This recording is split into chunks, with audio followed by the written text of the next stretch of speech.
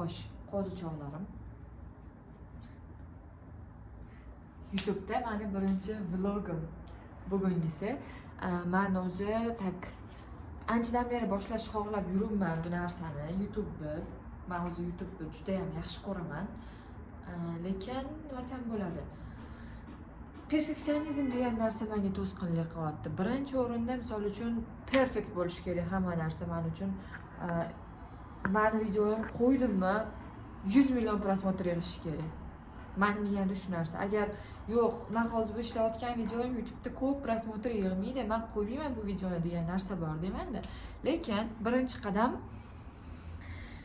har doim muhim hisoblanadi. Misol uchun, men hozir bu videoni qo'yib olmadim, bu mening birinchi qadamim. Inshaalloh keyingi videolarim bundan yaxshiroq bo'ladi. Balki 1 yildan keyin, balki 2 yildan keyin albatta meni YouTube'im mashhur bo'ladi. Inshaalloh YouTube kanalim mashhur bo'ladi, reklamalari ko'p bo'ladi, YouTube kanalimning prosmotrlari ko'p bo'ladi. 100 million bo'lmasa ham 1 million prosmotr albatta har bitta videoyim yig'adi.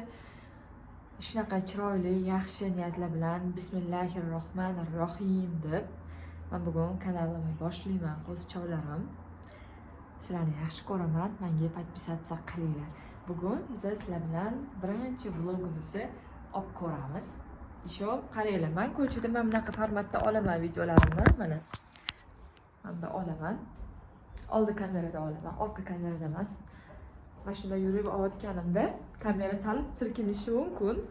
O'shaning uchun birinchi videolarim albatta kачествоsi pastroq chiqishi mumkin. Kачествоsi past chiqmaydi, просто qimirlab, unaqa bunaqa professionallik bo'lib chiqmasligi mumkin. Lekin qo'ldan kelgancha chiroyli qilishga harakat qilaman. Boshladik. O'zim makiyajlarimni qilayotganlarim bu hammasini olishim kerak edi-yu, lekin sochimni qilganimga ham 3 kun bo'ldi. Tarab chiroyli qilib oldim buni.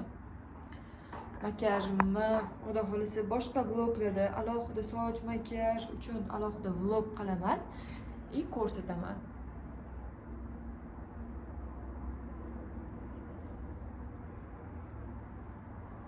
Menimcha sochim chiroyli turibdi.